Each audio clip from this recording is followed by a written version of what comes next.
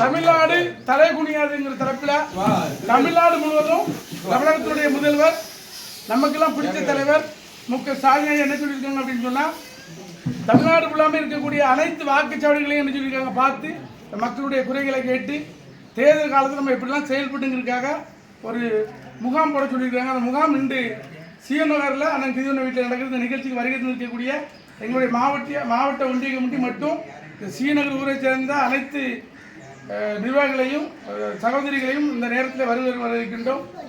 தமிழ்நாடு தலை குனியாது அப்படி சொன்னீங்கன்னா ஒரு வாரத்துக்கு முன்னால் பார்த்துருப்பீங்க. திருப்பரங்குன்றம் ஒரு நிகழ்ச்சி நடந்துச்சு, கேள்விப்பட்டீங்களா? என்ன செஞ்சாங்க அங்கே திருப்பரங்குன்றம் மலை மேலே? அது 100 வருஷத்துக்கு முன்னால் பழமை மாறாமல் தமிழக அரசு என்ன செய்யுது, அங்கே வந்து அது தூண், அந்த தூணில் தூண் தான் அது. ஆனால் இங்கே இருக்கக்கூடிய பிஜேபிக்காரங்க சன்பரிவார கும்பல் என்ன சொல்லுது, அங்கே தூண் கிடையாது, அது அதில் ஒரு சாமி நாங்கள் திரி ஏற்றணும்னு சொல்கிறாங்க. தமிழ்நாடு வேற எந்த முதலமைச்சராக இருந்தாலும் அன்னைக்கு கோர்ட்டு சொன்ன மாதிரி என்ன செஞ்சிருப்பாங்க, ஏற்ற விட்டுருப்பாங்க விளக்கு. ஆனால் தமிழ்நாடு முதலமைச்சர் ஏன் கொடுக்கல? ஏன்னா யாருக்கும் தலை குனிய மாட்டோம். அதான் தமிழ்நாடு யாருக்கும் தலை, உண்மையை மட்டும் சொல்லுவோம். உண்மையா 100 வருடத்துக்கு முன்னால் என்ன இருந்துச்சு, ஒரு சர்வே கல்லாக இருந்துச்சு. அந்த சர்வே கல்லு மேலே புதுசாக கொண்டு நீங்கள் உன்னை யாத்திரைக்கு தமிழ்நாடு அரசு என்றைக்குமே என்ன செய்யாது, அனுமதிக்காதுன்னு சொன்னாங்க. எப்பொழுதுமே சிறுபான்மைக்கு பாதுகாப்பு, நமக்குலாம் பாதுகாப்பு.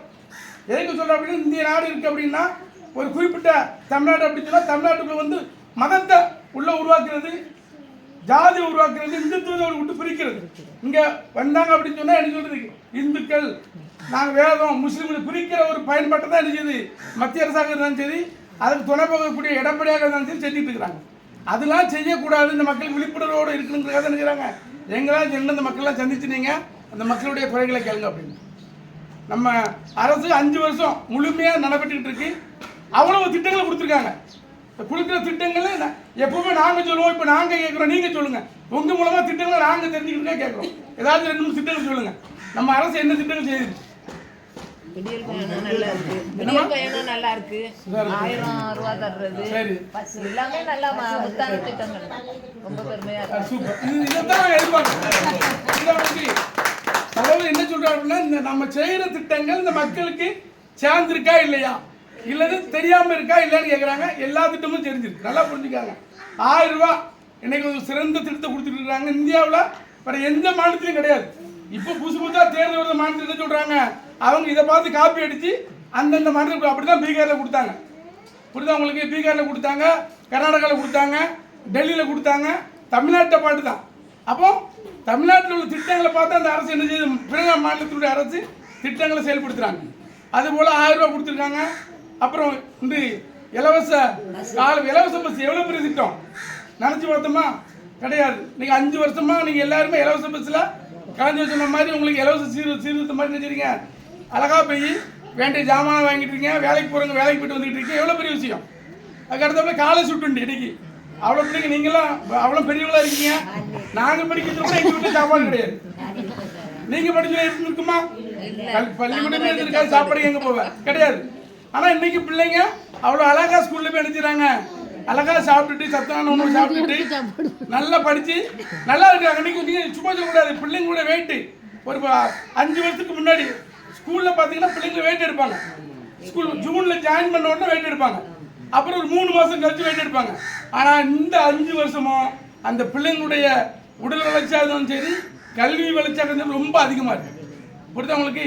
தமிழ்நாட்டினுடைய கல்வி நிலை மிகப்பெரிய வளர்ச்சி காரணம் ஸ்காலர்ஷிப் உண்டு. இதை பார்த்து என்ன செய்றாங்க, பஞ்சாபில் உள்ள அரசு நானும் இதே மாதிரி திட்டத்தை கொண்டு வரேன்னு சொல்லி செய்ய போகிறாங்க. ஆக அப்படி ஒரு சிறப்பான அரசு நம்ம அரசு செயல்பட்டு இருக்கு. நீங்களாம் என்ன செய்யணும் அப்படின்னு சொன்னால், உங்களுக்கு திட்டங்களை முழுமையாக தெரிஞ்சுக்கணும். போன தேர்தல் அறிக்கையில் ஒரு 500 சில்லற திட்டங்கள் சொன்னாங்க, அத்தனையும் செஞ்சுட்டோம். சிலவங்க சொல்லுவாங்க என்ன அது சரி, எல்லா திட்டமும் எல்லாத்துக்கும் கிடைச்சிருக்கு. இருக்கிறவங்க எல்லாத்துக்கும் ஏதாவது ஒரு திட்டத்தில் பயன்பெறுவீங்க. அப்படி தானே? மாதம் 1000 ரூபா வாங்குவீங்க, இலவச பேருந்தில் போவீங்க, பிள்ளைங்களுக்கு ஸ்கூலில் எல்லாம் சாப்பாடு அடைக்கி படிக்கிற பிள்ளைங்க வீட்டில் 12ஆம் முடிச்சு காலேஜ் போனால் மாதம் 1000 ரூபா திட்டம். எவ்வளோ பெரிய திட்டம். இந்த திட்டம்லாம் தொடர்ந்து நடைபெறணும் அப்படின்னு சொன்னால் 2026 என்ன செய்யணும், உதயசூரியன் உதிக்கணும். புரியுதுல உங்களுக்கு? இன்னும் அதிகமான திட்டங்கள் வச்சிருக்கிறாங்க. அவன் நினைச்ச திட்டத்தை சொல்லிட்டாங்க. இன்னும் அதிகமான திட்டங்களை கொண்டு வர போறாங்க. அதுக்கு 5 வருஷம் போதாது. 5 வருஷத்துல செய்ய வேண்டிய திட்டங்களை செய்ய முடியல. மறுபடியும் ஒரு 5 வருஷம் வாய்ப்பு கொடுத்துன்னு சொன்னா இன்னும் அதிகமான திட்டங்கள் கொண்டு போறாங்க. குறிப்பா நீங்க புரிஞ்சுக்கணும், 1000 ரூபாய் திமுக வந்தா மட்டும் தான் அந்த 1000 ரூபாய் உங்களுக்கு வரும். வேற எவன் வந்தா நினைச்சிருப்பான், நிப்பாட்டிடுவான். நல்லா புரிஞ்சுக்காங்க. ஆமா, திமுக என்ன சொல்லுது, இப்போ 1000 ரூபாயா 1200 ரூபாயா கூட ஆக்கலாம். தலைவர் ஒரு நல்ல செய்தியை பொங்கல் கழிச்சு சொல்லுவார் எல்லாத்துக்கும், எவ்வளவு கொடுக்க போறோம் அப்படின்னு 1000 ரூபாயை கூட்டலாம்.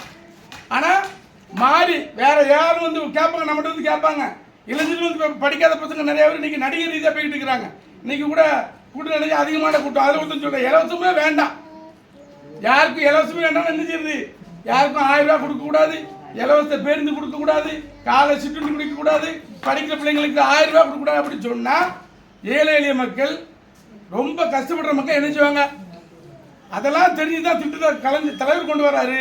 ஆனா மாட்டு கட்சிகள், இந்த நாட்டை ஆள துடிக்கக்கூடிய சண்பரியார கும்பல் நடிகர்கள் என்ன செய்யறாங்க, தமிழ்நாட்டில் வந்து இலவசமே இருக்கக்கூடாதுன்னு நினைக்கிறாங்க. அப்படிப்பட்ட யாரையும் நம்ம நினைச்ச கூடாது, அனுமதிக்க கூடாது. தெளிவா புரிஞ்சுக்காங்க. நம்மளை ஏமாத்தி ஒரு கூட்டம், நம்மளை ஏமாத்தி நினைச்சுவாங்க, மக்களோட வாக்குகளை வாங்கி திமுக எப்படியாவது தோக்கடிக்கும் அப்படின்னு ஒரு பெரிய முயற்சி நடந்துகிட்டு இருக்கு. விஜயெல்லாம் பாத்தீங்கன்னா பிஜேபியுடைய ஆள் தான் அவர்லாம். புரிஞ்சுக்காங்க, பிஜேபியுடைய ஆளு. அதாவது தமிழ்நாட்டில் ஓட்டுகளை பிரிச்சுட்டா திமுக தோக்கடிச்சிடலான்னு நினைக்கிறாங்க. அதை அவள அப்ப காலத்துல கூட என்ன செய்யாது, நடக்காது. ஏன்னா இது திமுக எக்கு கோட்டை. எப்படி சீனவர் எல்லா தேர்தலையும் அதிக வாக்குகளை பெற்றுக் கொடுக்குறோம், அது போல நல்லா புரிஞ்சுக்கிறாங்க. அதனால தெல்ல தெளிவா இருங்க.